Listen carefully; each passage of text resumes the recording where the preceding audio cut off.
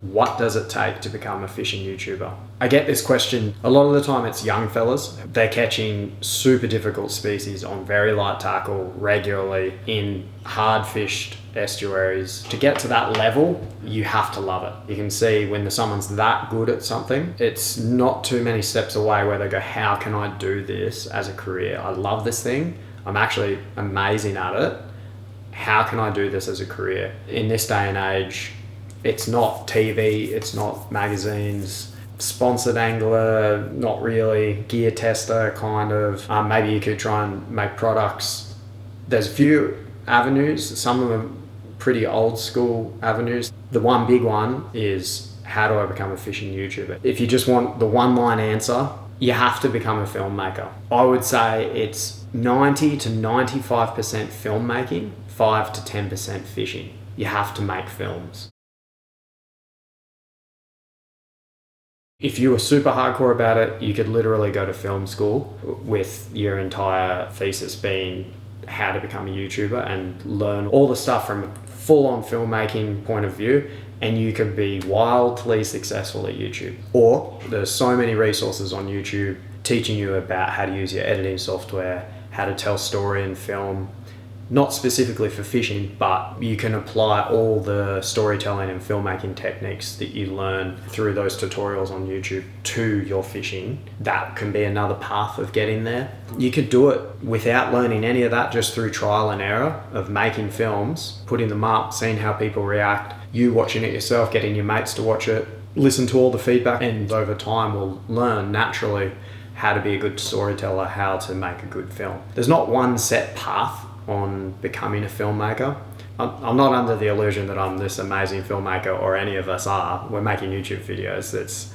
It's pretty low level filmmaking. But I mean, there's some YouTube videos that are pretty amazing as well. So it is filmmaking, and without that, you're just a fisherman.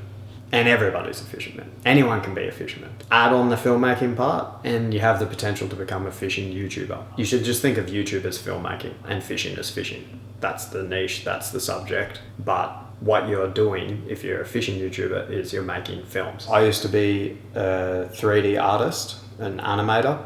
I was that for about 10 years. So from early 20s, teens into my late 20s, that's what I did before becoming a YouTuber. So I was in the TV and film industry. I think that's why the Morning Tide films were successful and why I was successful with my channel. As another example, Cavy, he was a surf photographer. He's been around the industry as well. Joe from J Wilds, he got paid to make hunting films before becoming a YouTuber. Rocket Kit, he was a designer, which is a related industry, a related field. And there is certain things that we do, like creating the thumbnails.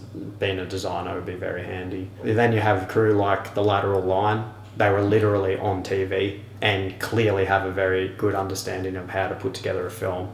A fair few of us came from the film industry or related industries, and those who didn't, they learnt how to make films. That is the meat of it, is you have to become a filmmaker. You could catch a marlin, film it badly, edit it badly, it not be a good film, and it won't do well on YouTube. You could catch a tiny little brim, make the most amazing film anyone's ever seen, and people who don't even fish will watch that. The rant has begun. We've got a lot to get through. The first thing is camera gear. My recommendation is to get yourself a head mount and some kind of action camera. GoPro is my choice. There's others like the Osmo, a couple of other ones too. You can watch some reviews on which camera you reckon's good. But step one is you need some camera of some type. If you have zero budget, just use one of these. You can film on a mobile phone. I think there's even head straps for mobiles. It's probably not perfect and not ideal, but you could start with a mobile. So there's options. These are my settings for my main GoPro camera, which by the way is a GoPro 12 and it has the Max Lens Mod 2.0. I have the Max Lens Mod, which gives you different settings than if you didn't have it on. It adjusts your options. I hope you can see that. I think you can. 16:9, 4K. I shoot at 25, 50 or 100 frames a second. So I shoot in 50 Hertz or PAL, not NTSC. You can shoot in 30. Max Super View, not Max Hyperview. I tried shooting in Max Hyperview and you guys complained. So I now shoot in Max Super View. Horizon lock is on. That means I can tilt the camera like this and it stays perfectly flat. Hyper smooth on. I don't use hindsight. We've got Pro Tune on. Automatic shutter. EV comp is 0. White balance. This is probably one of the most important settings so that your camera doesn't go fluoro pink, purpley blue every time you look around into shadow or put it underwater or anything like that. So white balance 5000K, ISO min 100, ISO max 400, sharpness low. The GoPro, if it's on any other setting, will digitally sharpen your image. I prefer to do that in the edit, so I have control over how sharp it is. Color flat. This is one thing that you guys might want to do different. If you don't want to do a bunch of color grading on your computer, this is a setting here where I think just natural or even vibrant might be nicer for you, but I like to use flat because it's less likely to blow out or ruin the blacks of the image. So for me, there's more flexibility with flat. That's why I use it. A lot of times when you're fishing, it's windy, so I just always have my wind on, and I'm never using stereo audio. It's always just mono audio with wind on. So that's it for my main camera settings. I'll quickly show you the water camera and the other neck camera. So here's my backup camera or secondary camera. It is Hero 10. Before I got my 12, this was my main head camera. I used this for many years because it was stable. You can get some GoPros that are more stable than others and overheat less than others. So this one was very stable and a very good camera. I still use it as a net camera or a secondary camera, chuck on one of my kids or one of my mates if I'm fishing with them. It has a normal lens. It doesn't have the max lens mod. I'll quickly show you its settings. That head mount before, by the way, is just a normal GoPro head mount. This is a Telecine neck mount. You can just search them, get them off the internet. Many different websites have them. It's a different angle. I'll quickly cut in some footage comparing the neck mount to the head mount here. Nah, keep pumping him up. Oh my! Yep. Action. So as you saw, the neck mount is a lot closer to the reel. I think that the audio from the reel when the drag screaming is a lot better from the neck. The microphone's just closer to the reel, so you're gonna get better drag scream from a neck mount. But you can move your head looking one way or the other, but this will just stay pointing dead straight. Whereas the head mount, everywhere you look, it's changing angle and it's much more interactive and dynamic in my opinion. That's why I favor the head mount. But the neck mount, you get some pretty cool shots with it that are different than the head mount. I'll show you the settings of this camera, which you could use these settings for a head mount without the max lens mod. This is potentially more useful for you than the max lens mod settings, although I think they're very similar. 5.3K, 25 frames a second. Super view, not hyper view. Hyper smooth is on standard. This one I'm using bitrate high.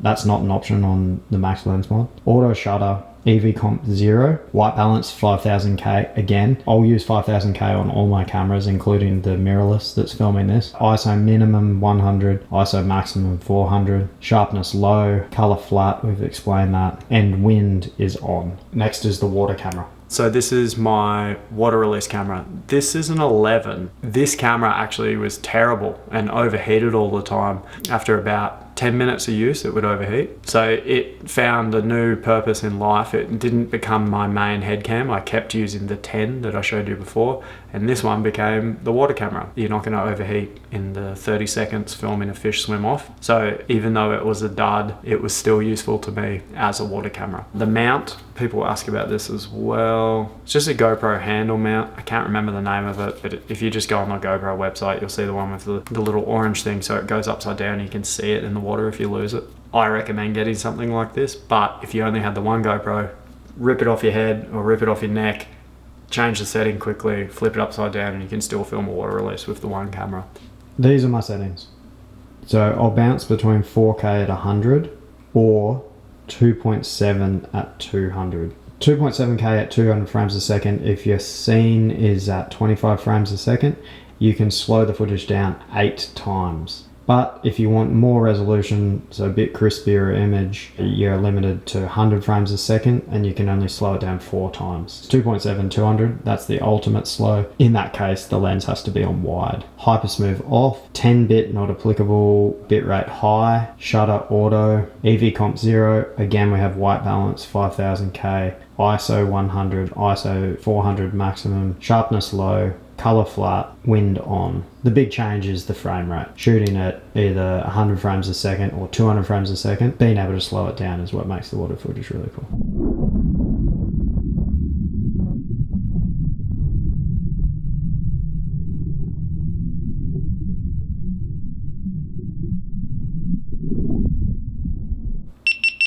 Right, we've gone through the GoPros. Now I'll quickly show you my mirrorless camera. This camera is a Canon R6 Mark II. Got it on sale almost a year ago now. The 4K is super sharp. It's super nice to use. I've always been a Canon man. I actually love this camera. And this lens is the RF 35mm f1.8 macro lens. Having the image stabilization in lens and then also in the body is very, very handy. Much better than what I was doing before with my old Sigma lenses and stuff. So I like the length of 35mm. This is a full frame sensor as well. So it's a really nice focal length. If you're using a super wide lens, a bigger fish will look smaller. It just distorts it and you don't really get the true size comparison to the person's body. Whereas this is a pretty natural focal length that when you hold the fish up, if it's resting on your body, it just looks more accurate to what the fish really is. So I really like that about this lens. That was my camera gear. I don't have a drone. Drone footage is super cool. If you've seen some of my recent films with Matty, he gave me some of the drone footage he shot while I was with him, and it's really sick. It adds to the story. It's a totally different angle. You get to see fish reacting to the lure in ways that you never see from your head mount GoPro or even a mirrorless camera for long lens. It's not the same as having a drone straight above filming the fish attack a lure. Super cool footage. I highly recommend, whatever your camera is, researching for yourself that specific piece of hardware, all of the settings it has, and then practicing it too. Anytime I get a new camera, I go through every single setting in the entire camera and learn what it does. If I don't already understand what that setting does, I will research, I'll look it up, I'll watch a tutorial on it, and I'll learn what that setting does and how to use my camera gear. That's the technical element of cameras. Also learn fundamental photography and filmmaking principles. What makes a beautiful shot, how to expose shots correctly, composition, all of it. Learn it all. You will fluke things and maybe you'll look back at it and go, wow, that was such a beautiful shot. Wonder why. You don't want to wonder why. You want to know, oh, I framed it perfectly and the lighting was sick. I had this setting on my aperture so there was nice depth of field. And actually understanding why things look good through a photography lens, so to speak, you'll be able to recreate it more often and your films will just look better and better over time. Dig deep, put the time in and learn about your cameras and photography. I think very, very, very, very important, and it's free. You can learn it all on YouTube. Next thing is story. If I'm using myself as an example, I already have an established following on YouTube. A lot of you guys know who I am, so I don't have to tell you who I am every time I make a film. You know, I was one of the founders of Morning Tide Fishing. If you guys followed that, you know the entire history of my love for land-based fishing and trying to catch pelagics off the rocks, trying to catch GT off the rocks. There's a lot of history, so I don't have to say every time who I am. But as a new filmmaker and just as a basic storytelling and film principle, you want the audience to know who you are. It doesn't have to be a 10-minute lecture on everything you've ever done or your entire family life and history and stuff. You might just say, hi, my name's Tom. I love brim fishing. That's literally all it has to be. But at least as a viewer, I know your name's Tom and I know you love brim fishing. It could be deeper than that. It could be, Hi, my name's Tom. I love using soft plastics for bream. I grew up in Australia and I've done this kind of fishing my whole life and I'm just obsessed with it.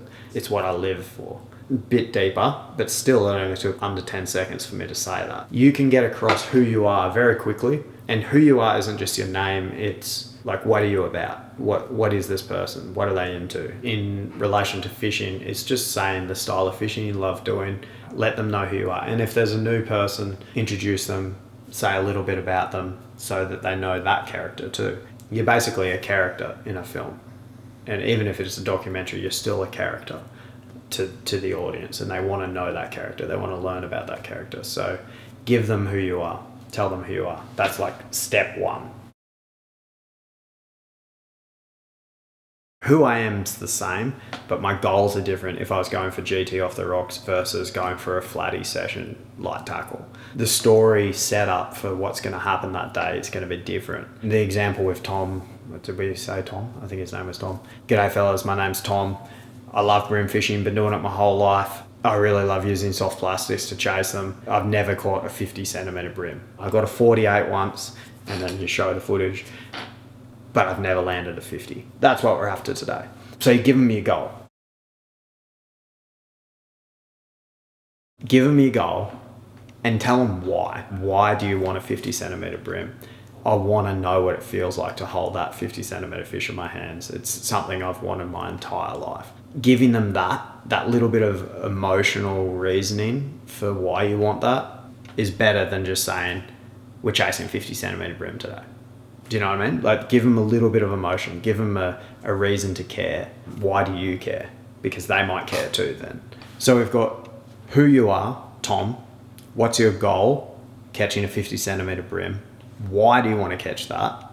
Because I've been chasing it my whole life and it would mean the world to me to finally catch it. And then you've set up the scene for that day's fishing.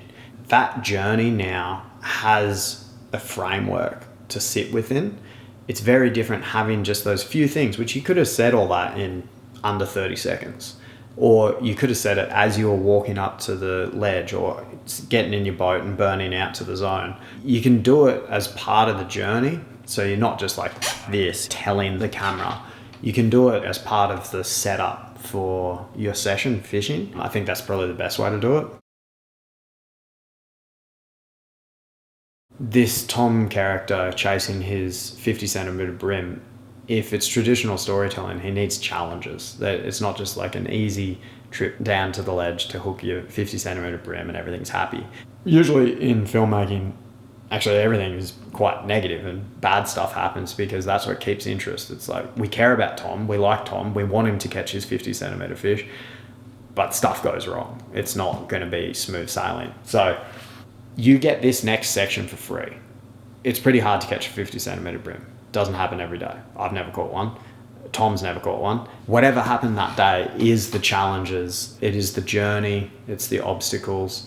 You get all of that for free by going fishing because we all know how bloody hard it is to catch anything, let alone a 50 centimetre bream. So these basic storytelling principles we have: who it is, what are their goals, why do they want to achieve these goals, the challenges and obstacles they go through trying to achieve these goals, and then the final thing is the climax, the resolution, the growth. In this example, Tom wants to catch a 50 centimetre bream. He's wanted it his whole life. It means the world to him. He goes out, he catches a 40, that's great, and then he loses something that could have been over 50.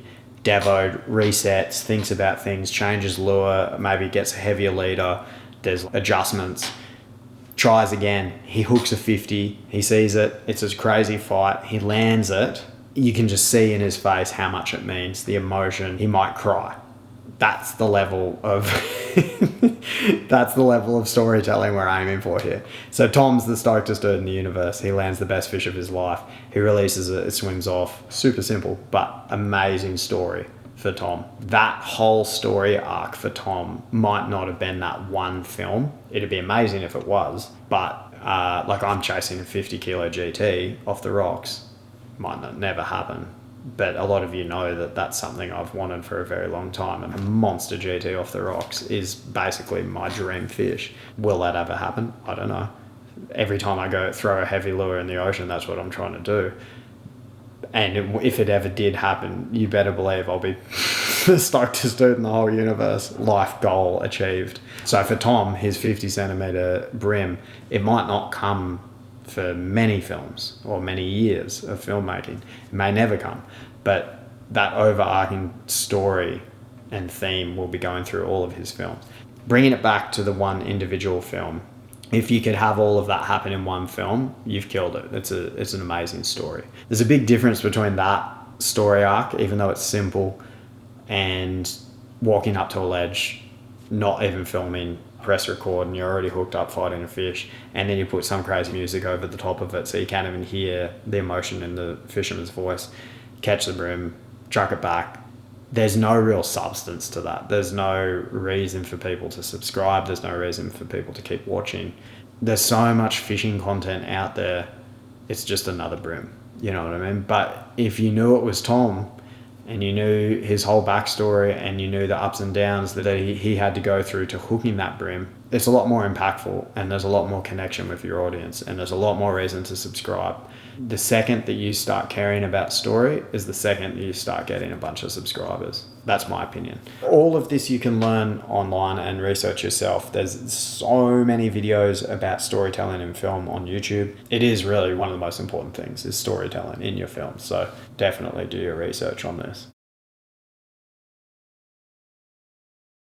It's important to have time when you land a fish, and certain species don't have much time. If they're out of water for too long, the fish can die. So high stakes. If you want to get a beautiful shot of them, you got to look after that fish as best you can. For me, when I walk up to a ledge, I look around, I go, oh wow, there's a massive tide pool. I then look at where I want to fish from, and I have a plan in my head before I even do anything, before I even cast. I've gone, okay, I'm going to stand there. If I hook up, I'll fight it here, and then we'll land it, run it straight to this tide pool. The fish will be safe in the tide pool.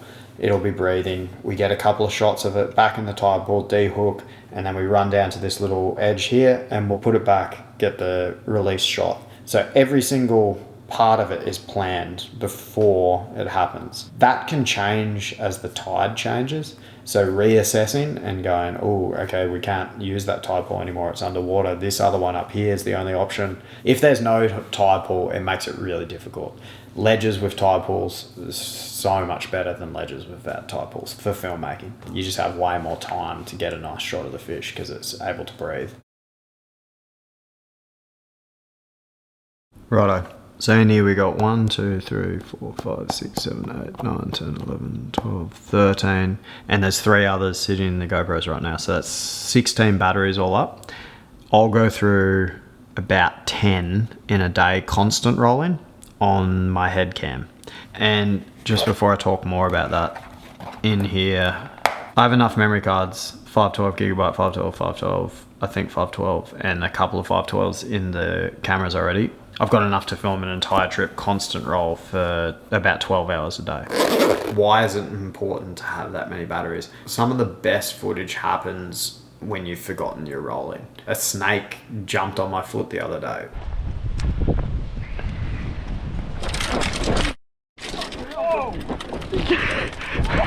And if I wasn't constant rolling on my head, I never would have got that footage. The hindsight thing I don't like, because if you hook a fish, then you have to let go of the hand or press, increases your risk of losing the fish. Too much chance of loose line or something like that, especially on a GT at the beginning of a fight. Too risky. It's a fair bit of money to have that many batteries and memory cards. So if you're just starting out, it might not be possible, but I highly recommend when you do get the coin to do that. That's one of the first things to buy is enough batteries to constant roll, enough memory cards to constant roll. Don't deviate too far from your style of content that you want to create. I'll tell you why. A lot of you know the boat flip film where me and Denny, Baden and Timmy were on an island 3 days in, the boat flipped in the night.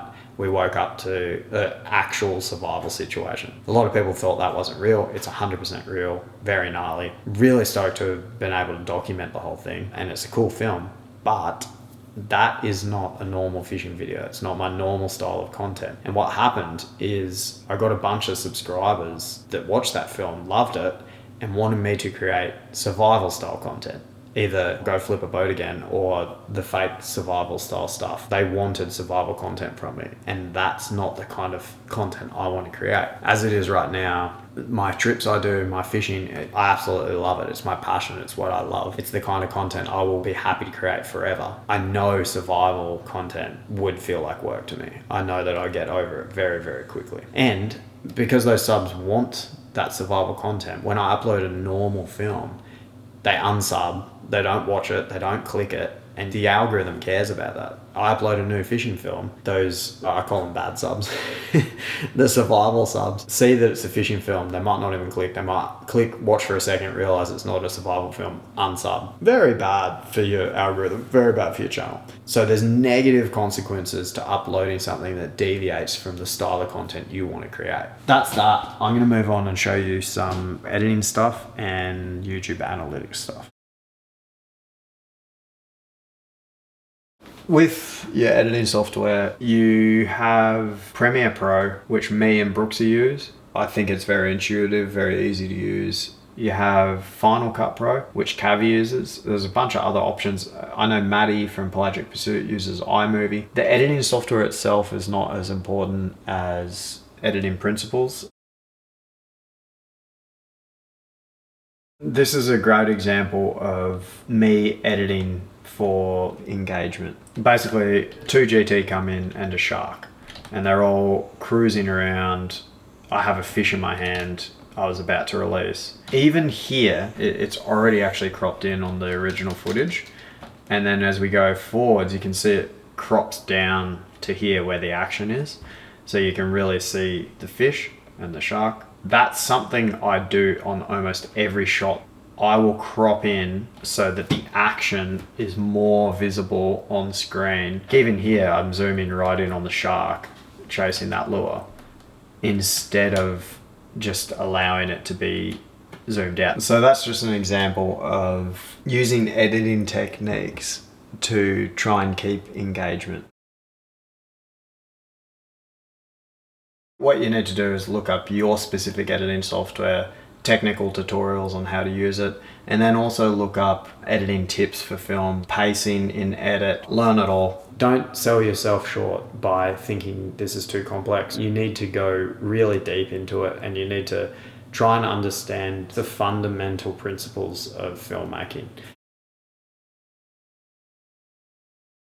The way I think of thumbnails is they have to encapsulate what happens in the film in one frame, which is extremely difficult. I'd say near impossible to do if you're just using a screen grab of the film. I like to cut out elements from multiple frames and combine them into one. YouTube definitely has a clickbaity element to it. My advice is to be as true as possible to the film, but don't be afraid of doing something like this where you are including an element that happened 5 minutes ago in that frame so it better describes your film. Learn Photoshop, very handy. You want to be able to cut things out, move them around. I think it'd be very hard to make a good thumbnail without Photoshop. Again, there'll be millions of tutorials on how to do that. You can look it up on YouTube and find out. If you're dead serious about it, you're going to need one of these to select every little detail. Otherwise it'll be a punish with the mouse. Wacom, very handy, highly recommend it. Combine elements from the film to best describe what happens in the film in one frame. That's what a thumbnail is. Thumbnail and title need to be in unison with each other, and then they both relate directly to the story. All one big happy family. Learn Photoshop. If you ever want to look up one of your favorite YouTubers and work out how much they earn or how many views they get, etc., go to Social Blade, type them in, it'll tell you everything. The estimated yearly or monthly revenue for me is higher than what it estimates here, which you'll see in a second. But yeah, if you ever want to know what your favorite YouTuber's making, how many views they're getting, blah, blah, blah, Social Blade, look them up. You'll get whatever information you want. Let's go to that exact film, and you'll see that I actually ended up flipping that thumbnail in the end. I think I liked the way the rod pulled your eye into the frame and fed your eye to the prawn. It seemed to flow better to me, so I ended up going that direction. I've just gone to Analytics, Reach, And there's this thing called impressions click-through rate. This tells you what percentage of people clicked on the thumbnail after being delivered it. So YouTube will deliver people films. They go to their main home zone, and for each viewer, all these films pop up based off what they've viewed before. The click-through rate on this film that I've just uploaded is 5%, which is a very normal click-through rate. That's right about in the middle for me. And what that means is 5 out of every 100 people that got delivered that film actually clicked on it. So 5% of people, when getting delivered this film, click it. And that speaks directly about your thumbnail and your title. It tells you exactly how good your title and thumbnail were. This can get complex because I could make a more clickbaity thumbnail, but what can happen is you make a more clickbaity thumbnail and your audience retention and your engagement will drop. Currently, the average view duration of this film is 11 minutes 57 seconds, which is decent. That's slightly above average for me. The longer this is, the more ads that will play for the viewer and the more money you'll make. So there's a fine balance between doing a title and thumbnail that's really real and true and doing something that's too crazy, people click and then they feel disillusioned with their click. They feel angry with their click. They're upset by clicking. They got clickbaited.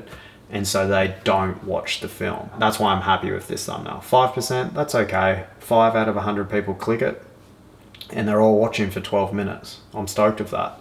And it's made $3,156 US dollars. I think that's closer to $5,000 Aussie. And it's on a pretty steady climb, this one. It's actually looking like it's boosting up a little bit right now. This is the real-time views of this film. It's getting decent views, especially for a film that's 3 months old. If you have a title and thumbnail that's just doing terrible, it's 1%, and your engagement's really bad as well, by all means change your title and thumbnail. But if you're getting a decent average view duration, 12 minutes, that's sick, and you're getting around 4 or 5% click-through rate, nothing wrong with that for the fishing niche. Anything up over 6 is really good. And if you get 10, it's magical. It's probably going to go viral. We've already gone through it now, but one of the most important stats for you to look at is your click-through rate. That tells you exactly how good your title and thumbnail is. One of the next most important stats is your average view duration. How long are they actually watching? For my channel, 7 to 10 minutes is normal, and anything above 10 is great. 11:57 is amazing. I'll quickly show you my latest film. This is my latest film here with Ryota. It's actually got the highest average view duration I've ever had, sitting at 25 minutes 40 seconds on average, which is just insane. I know it's a 2-hour film, so that actually makes a lot of sense why it's so long, but that's huge. Every time an ad plays, you get some tiny little amount of money, like 0.1 of a cent or something. But the more that play and then the more people that watch it, the more coin you make. So the longer you film, the more coin you make. So now this ties back into your filmmaking, your editing, your pacing, all that kind of stuff. If you can keep people engaged for as long as possible, you'll make more money. Shorter films, they're much easier to keep people's attention. Not as many ads play and you don't make as much money. Click-through rate on this one, which is just Ryota standing there with a little splash in the background, is 4%. So it's basically the same. 5.5% or 4% at the moment sitting on. Not great, but the average view duration being 25 minutes is insane. So I'm not touching it. I'm going to leave that thumbnail. I'm happy with that. Crazy watch time. I'll show you my yearly revenue. Might be a bit weird thing to show you, but I don't think it is, because anyone who knows what Social Blade is can just look up the yearly revenue of anyone. So we'll just go last 365 days. This is my yearly revenue. 10 million views, netted $85,000 US. 120 Aussie, something like that, 130 Aussie. This amount would be much less if your average view duration was just 5 minutes. It'd be half. If your average view was 1 minute, it'd be a lot less. How long people watch is as important, if not more important, than how many people watch. As you saw on Social Blade, I think it guessed I made 65 US, but I made 85 US. Other channels you look up, depending on how long their average view duration is, they will probably be making more than what Social Blade predicts. It's decent money. It's almost enough to pay rent and food in Australia for a family of 5. Almost. Morning tide fishing, which was my first channel, Cavy's first channel, Brooksy too. We did that for about 5 years and literally made no money from the YouTube channel. I think the biggest paycheck we ever got was $300 US for a month. That didn't even pay for a trip. Doesn't even remotely do anything. That was 5 years of us trying to make it work. I'm telling you this so you don't give up. If this is your passion, this is what you really want to do, it can take years. We were basically going to give up at that point after 5 years of trying. And as a last ditch effort, we started our personal channels. Within a month, we were all making enough to live off. Creating content that suits the platform and is correct for the platform, I think is very important. Morning Tide had crazy metal music, out of control edits that were so cut and so fast. Morning tide fishing was experimental, very intense. It wasn't suited to YouTube. It was cool. It was pretty cool. We made some cool films, and even though they didn't have the financial success we hoped for, they'll live on forever and they'll always be there. That's the reason Morning Tide stopped, is we never made any money from it. It takes time. It's not going to happen overnight. Don't get discouraged.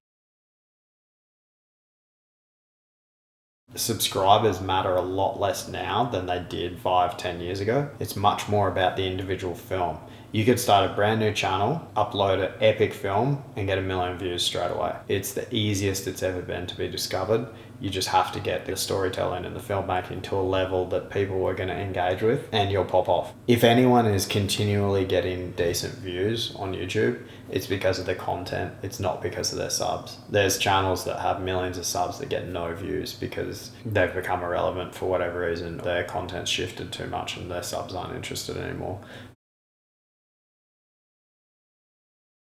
Be really careful with doing YouTube shorts. I know that YouTube pushes it quite hard and reckons they're amazing. I think that they detrimentally affect your natural reach of your long form films. So I don't put YouTube shorts up. I have a separate YouTube shorts channel, basically just so people don't steal it and upload my Instagram reels to YouTube. Be ready for people stealing your content. If you start making content, people are going to take it.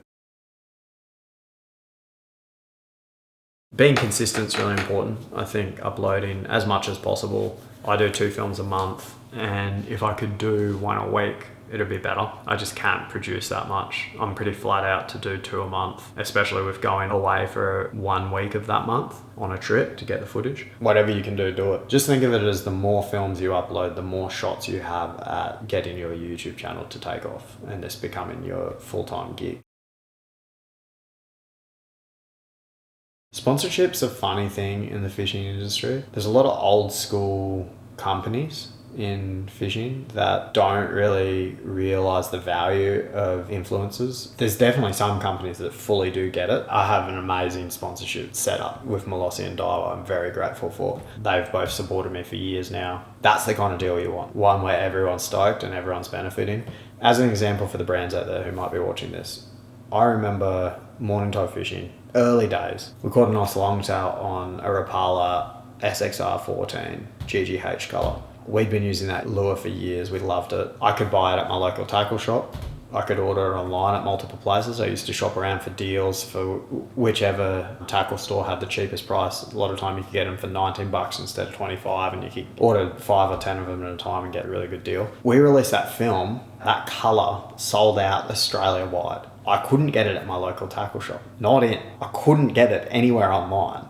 And we, at that moment, realised, whoa, there is so much power in us just using a lure. That's insane, the amount of power we had. I don't think Rapala even knew it. I would have just sold out and like, GGH, pretty popular colour. Better order some more of them.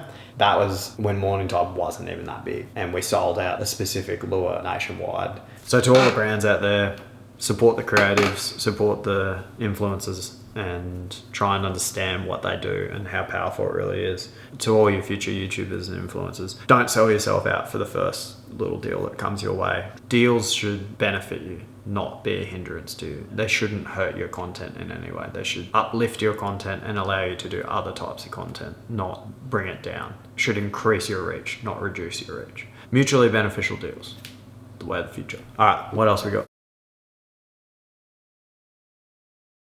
So I'll talk a little bit about social media like Instagram, TikTok versus YouTube.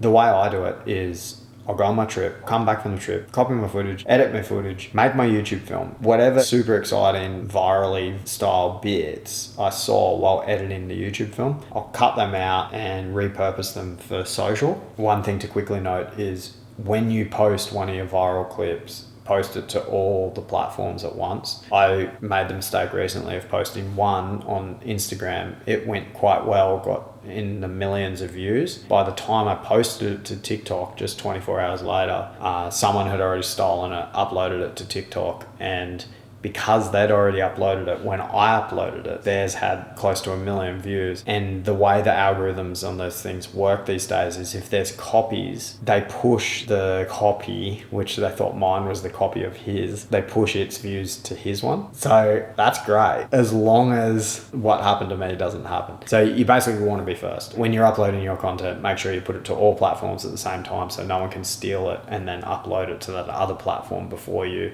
and steal all your views.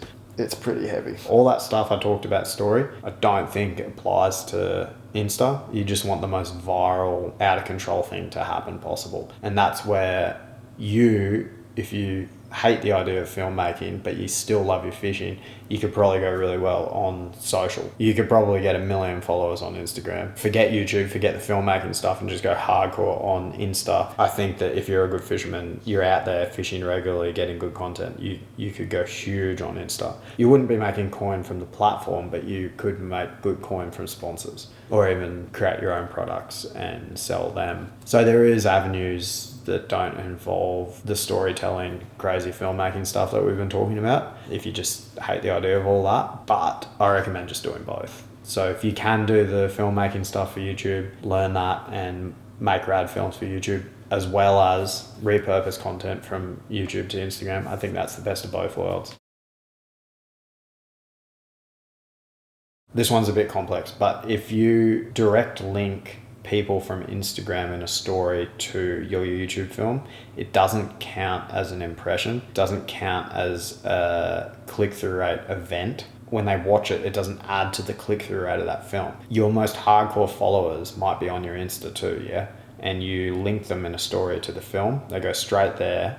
That person, if you had not done that, they would have logged onto YouTube at some point, got delivered your film, and they definitely would have clicked it because they're your super fan, Froth Lord 4000. So by feeding them directly to the YouTube video, you're losing that click-through rate event. So I don't recommend that. If you do want to push people to your YouTube film on Insta, the best way to do it is just say, hey guys, I've just uploaded a new film, go on YouTube. And they'll go onto YouTube, they'll get delivered the film most likely if they're a regular viewer, or they'll search your channel and then it'll pop up, and that should still count as an impression and a click through.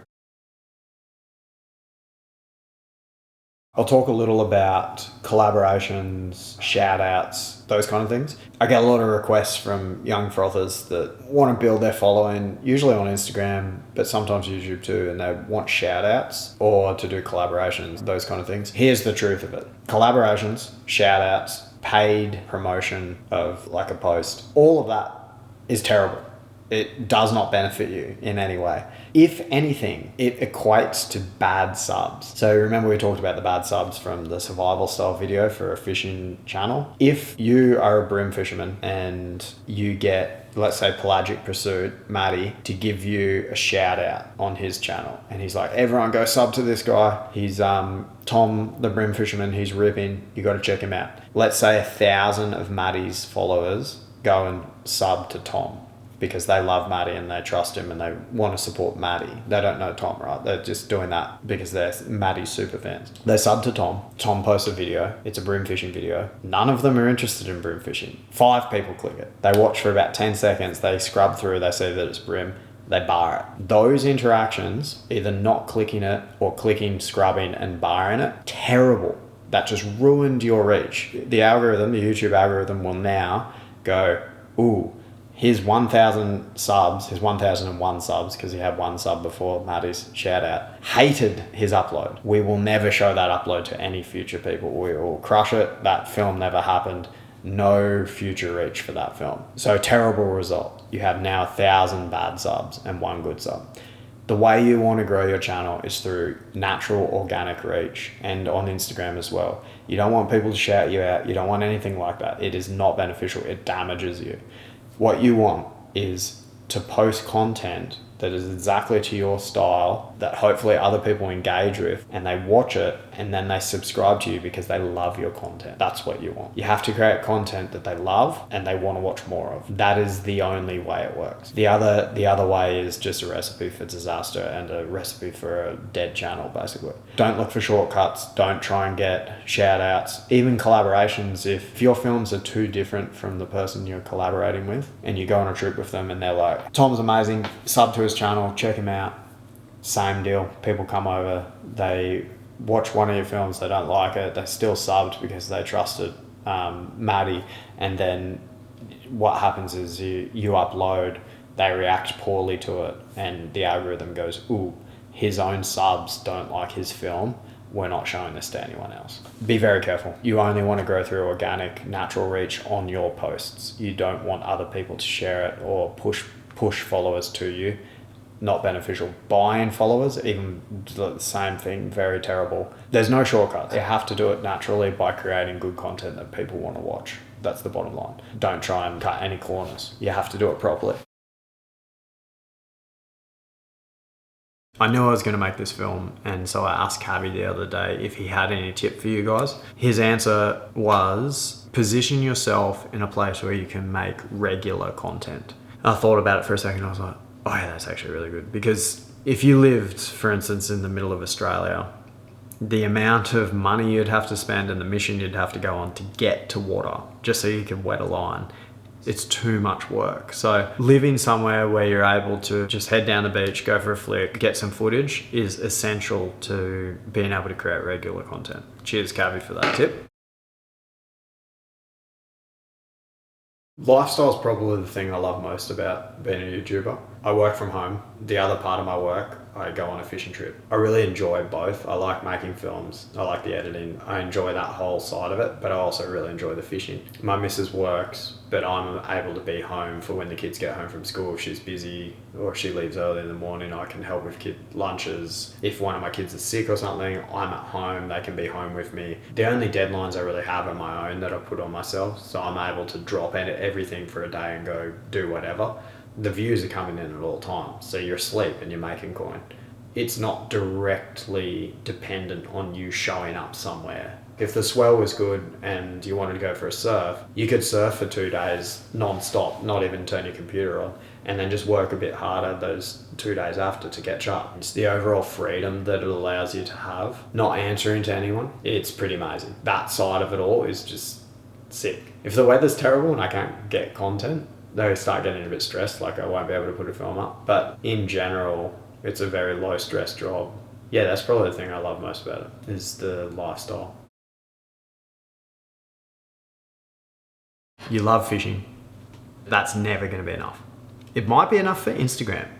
So those of you that really love fishing and aren't sold on the whole filmmaking thing for YouTube, put all your energy into Instagram and try and get 1 million subs on Insta. If you have 1 million subs, if you have 100,000 subs on Insta, brands will take notice. You should get some coin in some way or another for that. You can make money from Instagram through sponsorship. That's an option. I think most of the money is YouTube. If you can do it, try and learn the filmmaking stuff. I don't think you could be successful on YouTube without either unintentionally or intentionally becoming a filmmaker.